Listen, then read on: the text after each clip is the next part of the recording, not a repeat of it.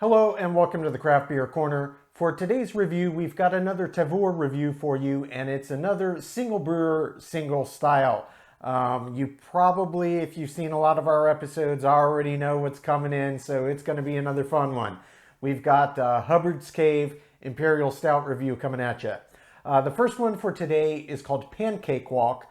This one is brewed with chocolate, coconut, maple, pecans, and lactose. So it is going to be a sweetened stout. 12% ABV on this one. And then the second beer is their Peanut Butter Cup Imperial Stout. This one's brewed with chocolate and peanuts, and again clocks in at 12% ABV. So two completely different Imperial Stouts from Hubbard's Cave today. And again, they are based out of Niles, Illinois. So I can't wait to jump in. I absolutely love their beers. I have enjoyed every single one that I've had. And I just keep trying all the new ones that they put out. So without further ado, we're going to jump right in. Starting with the Pancake Walk. This is the sweetened, the milk Imperial Stout brewed with chocolate, coconut, maple, pecans, and lactose, clocking in at 12% ABV.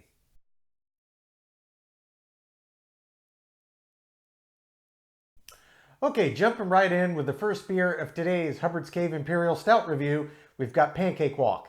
This is the, you could call it a milk Imperial Stout. They just call it an Imperial Stout, but whatever you want to classify it. Brewed with chocolate, coconut, maple, pecans, and lactose. That's going to sweeten it, hence the milk stout. That lactose is a milk sugar. The yeast cannot break it down and convert it into alcohol. That's why it's used for beers that you want to add sweetness to. Nonetheless, 12% ABV on this one, as both of our beers today are.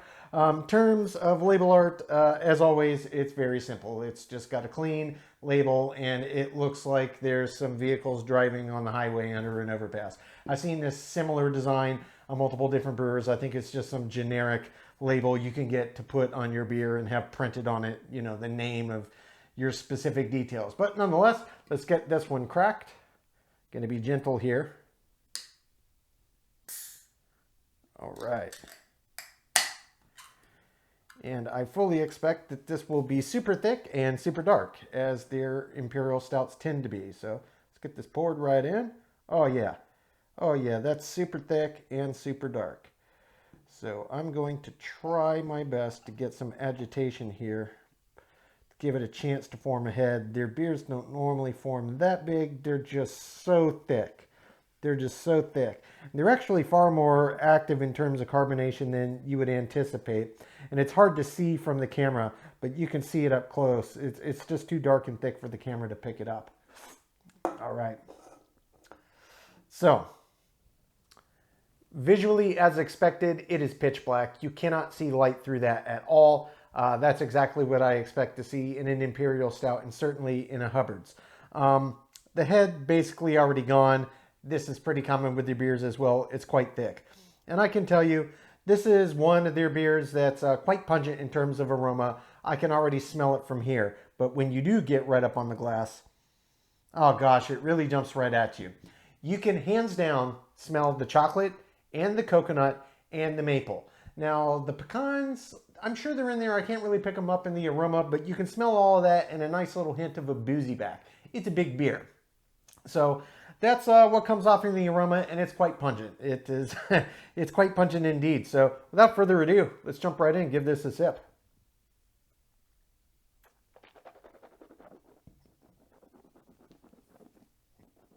Mmm. Mmm. Oh yeah. Oh yeah. This is another classic big Hubbard's Cave beer. God, that is so good. That is so good. Okay, the pecans that I couldn't get in the aroma, they do come through in the flavor. I would say this beer overall is very, very well balanced indeed. It's got a lot of ingredients in it, but none of them get lost. And that's just a beautiful thing. I love it. I love it when that happens. Okay, so as you might expect, this beer is big. It feels big in the mouth, and it is big. It's 12%. That being said, it's not quite as robust of a body as you might expect. It's big, but it's not 12% big. And it's got some thickness to it, but it's not ridiculously viscous. So it's maybe a little pared back from what you'd expect for the style in ABV, but don't get me wrong, it's not flat. It's still a big beer with a lot of presence. I'm going to jump back in and explore this flavor development.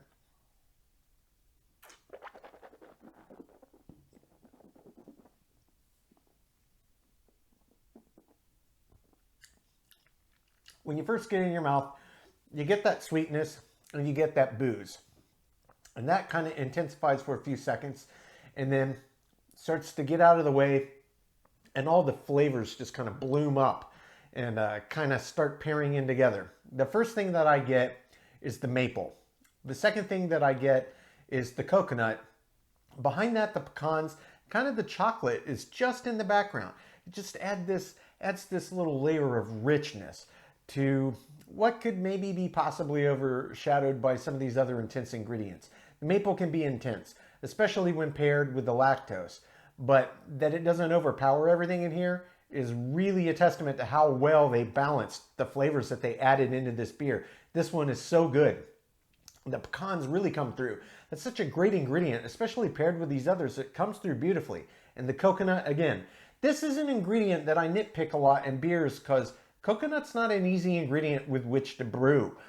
It can often make a beer taste funky with these off flavors in it, depending on how much, how little, where in the brewing process, and what kind of coconut. If it's raw, if it's toasted, if it's dark toasted, light toasted, medium, all of this plays a part into how it comes out. And so many coconut beers, it just comes out tasting off. Like the coconut flavor doesn't really come through. It just tastes off, like bad coconut almost. So it's really hard to get right.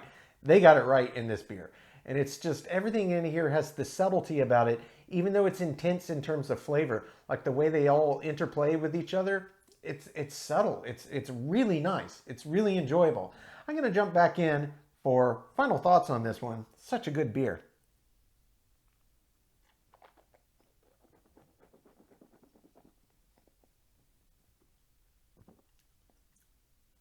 From the second you get it in, it's just so good.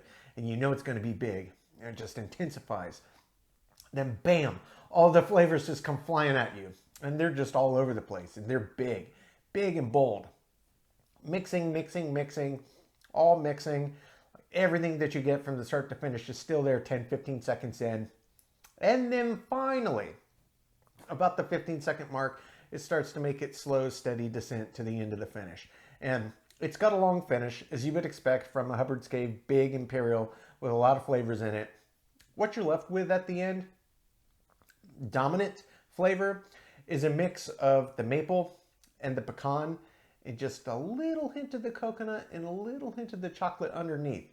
The booziness gets completely out of the way. There's still that residual sweetness from the lactose, but it holds and remains steady, pretty stinking well balanced all the way to the end of this beautifully long finish. This is another fantastic Imperial Stout from Hubbard's Cave. I'm going to take my time sipping on this, come up with my scores. When we come back, we will get to the second beer of today's Imperial Stout review. This is their Peanut Butter Cup Imperial Stout that's been brewed with chocolate and peanuts, and that one also clocks in at 12% ABV.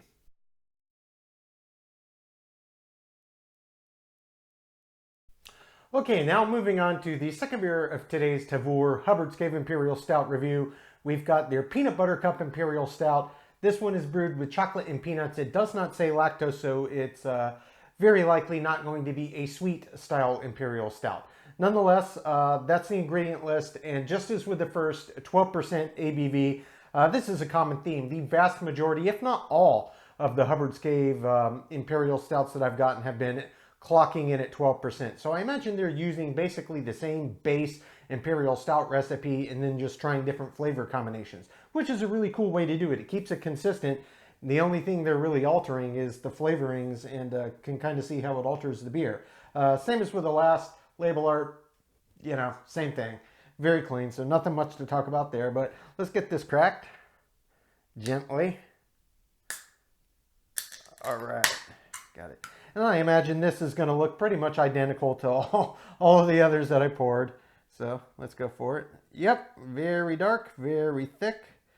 and pretty active in terms of carbonation. So let's see if we can give it a chance to agitate a bit here for head formation.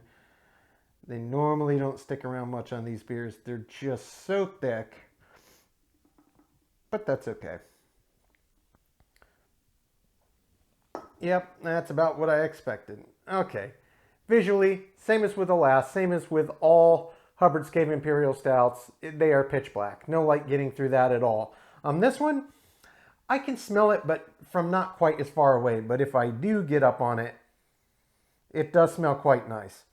You can clearly smell the peanuts, kind of the peanut butter edge, and that chocolate. And you can smell the base malt mixing with that just slight boozy aroma that does come through. These are big beers, they're high ABV, and it's not uncommon for that to come through both a little in the aroma and in the flavor. My personal opinion, as you well know, I don't mind it in a big ABV beer. So long as it's not oppressive, the booze just drowning out everything insane like I'm sipping on a couple fingers of scotch. In a beer, I don't think it's that out of place in a high ABV, but let's jump right in, give this a sip.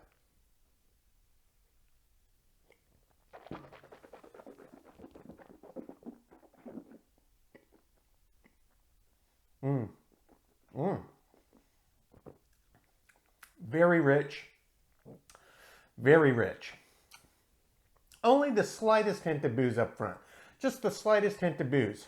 You get a boatload of a very, very, very roasty malt bill, and it is pairing wonderfully with the chocolate and the peanut. And honestly, I think, at least on first sip, it seems to be pretty well balanced between the chocolate and peanut. So the chocolate peanut butter cup vibe they're going for, it's coming through pretty well. If they added lactose to this in any quantity, it must have been very subtle because this doesn't taste sweet. It tastes very roasty, malty edge back, which pairs nicely with the peanut and also helps kind of accentuate those play on flavors. So you got a rich roasty malt that's playing on the peanuts they added in to kind of play up that peanut butter character, and then those same malts are mixing well with the chocolate. You could sweeten it up. I don't know what the result would be. It might just be overt. Perhaps it would be a little more akin to, say, a Reese's peanut butter cup or something. I don't know. I'm just speculating here, but I can tell you what I'm tasting here is very, very good.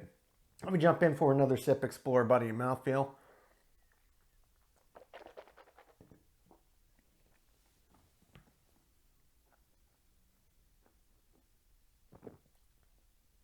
The body on this one, it is robust, but again, it's not as large as you might expect for 12% on an Imperial Stout. I would say it's medium heavy. It's not heavy. And it's not even high end and medium heavy. It's just kind of squarely average medium heavy body for me. It's got substance, but not as much as you would expect. Mouthfeel, there's a little bit of thickness because it's a big beer, but it's not what I would term viscous or syrupy. It's not like that. It's just got a little weightiness to it. Additionally, if you agitate this around your palate, it really doesn't cream up at all. So some do, some don't. This one is not like that, but it's got enough weight and it's got enough thickness to it that it feels right in the mouth. Even though it's probably not as heavy or as thick as you would anticipate for 12%, it does still feel quite nice in the palate. Now I'm going to jump back in for flavor development and see if I can pick it out to the finish.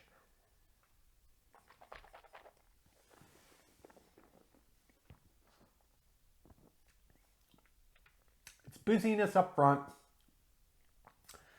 that gets out of the way in the first few seconds, and it opens up into really a nice even mix of both chocolate and peanut, and kind of the peanut butter vibe they're going for there. It really does blend well, and that malt bill, that really nice roasty malt bill that's the base of this beer, really does do it a service, I think. It helps to cut through some of the astringency that either individual ingredient would have on their own, and kind of helps to balance them out so they kind of get on an even keel with one another. So the roasty, deep roasty malts are mixing well with the chocolate and making it a richer, deeper chocolate flavor. And then the same thing's happening with the peanut, and it's got that roasty malt edge mixing with the peanut, so it's kind of bringing in like a roasted peanut vibe to it, much like you would have in peanut butter. And then you get those two together, and it really does put you in mind of a peanut butter cup. Is it as sweet as the candy? No, it's not. But is the overall flavor and the vibe to it there? Yeah, I think it is. And it's very, very enjoyable. One more sip for final thoughts.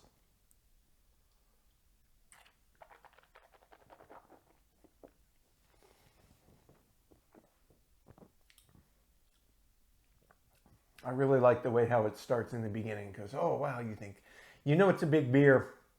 And there's that booziness, but it gets out of the way, and then the flavors just kind of come out of it and just keep expanding in intensity, and then they mix together and they hold, and it's just like beautiful, perfect 50-50. I really like the balance on this. In terms of intensity of flavor on this one, it's most intense up front, and it kind of gets out of the way in the first few seconds, and it holds there for most of the length of the finish before it finally starts to kind of peter off to the end. It doesn't have the longest finish compared to a lot of their beers, and certainly for beers of this ABV and the same beer style, but it's long enough that you get to really explore all of the flavors and how they intertwine. And the way that it ends on the finish is really kind of just like a more subdued way that the flavors finally blended together. So you get independently the chocolate and the peanut, but you also still get that residual roasty malt back. And it's very, very nice.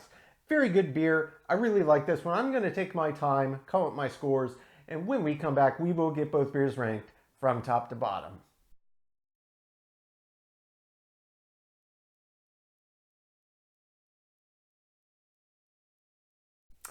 Okay, now that we've gotten to enjoy both of these delicious Imperial Stouts, we're going to get them ranked, starting with the Pancake Walk.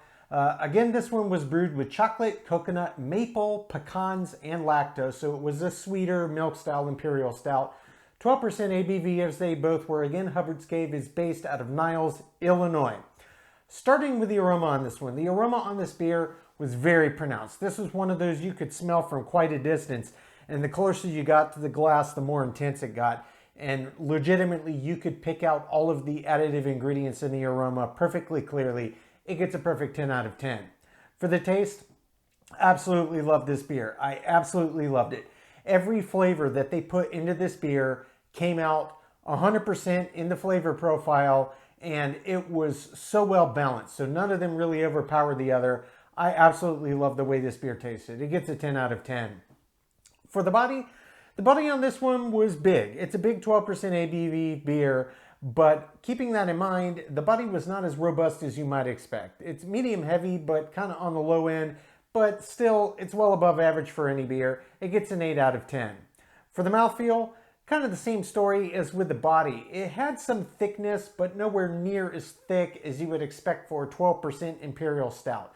Still, thicker than the average beer. It's above average again. It gets 8 out of 10. Finish, very, very long finish. Hubbard's Cave beers tend to have very long finishes on them. The flavors are pungent, they're big and bold, they're high ABV, and they tend to linger. This was no exception, and it was really fantastic all the way to the end. You kept getting to pick out all the independent parts till the very, very end, and then just those final little elements until it was gone, and just so long on each sip. It gets a perfect 10 out of 10. For the head and retention, I know this about Hubbard's Cave Imperial Stouts. They're so big and thick that they have a very difficult time forming and retaining heads. I think maybe if they threw some oats into the mix in part of their bill, they would probably have better luck, because oats really do help with both head retention and creation. But these are very big, they're very thick. Even when you're going just pure on sloppy, straight down the middle as quickly as it'll get out of the can, it's hard to get a head on these beers. And frankly, they're also quite effervescent, so they tend to collapse even if they do form. It just gets a 1 out of 10. Appearance-wise, this was textbook Imperial Stout. Pitch black, can't see light through it. That is textbook, it gets a 10 out of 10. For the balance, this was an absolutely beautifully balanced beer. In terms of a beer, wonderfully balanced. In terms of Hubbard's Cave, it's what I've come to expect. But this, for me, was really kind of next level. It had a lot of independent ingredients in it, but every single one of them made their presence known, and none of them overshadowed the other. I don't know how they did it, but they nailed it. It gets a 10 out of 10. Feeling in the intangible. I love this beer. I tend to love most beers I have from Hubbard's Cave. This is no exception, but I frankly thought this was a very special Imperial Stout that they put out. The ingredients they compiled to put together to make up the flavor profile they were going for on it, and then balancing it that beautifully, this was just perfection for me. It gets a 10 out of 10. Finally, as an example of the style, I nitpicked a couple categories you have to. Head and retention obviously lost the biggest points, But frankly, the beer was just so stinking well put together. The ingredients were so well chosen. The balance was just so beautifully executed. I gave it full marks. It gets a 10 out of 10. That brings the total score on Hubbard's Cave Pancake Walk to an 87 out of 100. So well above average offering here. You know, if you take the head and retention out of the equation, this is a stupidly high scoring beer. So, you know, head and retention is part of it. I have to be objective. You know, the categories are what they are. But don't get me wrong. Nonetheless, 87 is a very high score for a beer. But if head and retention were not in this lineup, it would be much higher than that. This is a fantastic flavored Imperial Stout. I highly recommend it. Moving on to beer number 2. This is the Peanut Butter Cup Imperial Stout, brewed with chocolate and peanuts, no lactose in this one, also clocking in at 12% ABV. For the aroma. The aroma on this one was nice, though it was nowhere near the level of this one. You couldn't really smell it particularly at all until you got near the glass. It wasn't one of those pungent, oh my gosh, this beer is so big I can smell it from 1.5 feet away. It wasn't like that. You had to really get down in and over the glass. When you did, you could smell it, but it was really just average pungency. It was nice, but just average. It gets a 5 out of 10.